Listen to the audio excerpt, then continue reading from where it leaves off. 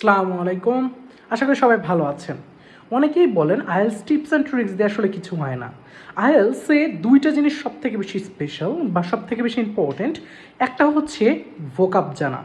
যার ভোকাবুলারি মোটামুটি ভালো আছে, প্যারাফ্রেজ বুঝতে পারে, তাদের জন্য সবথেকে ইম্পর্ট্যান্ট। আর ২ নম্বর যে কাজটা সেটা হচ্ছে ট্রিক্স। কেন ট্রিক্স ইম্পর্ট্যান্ট?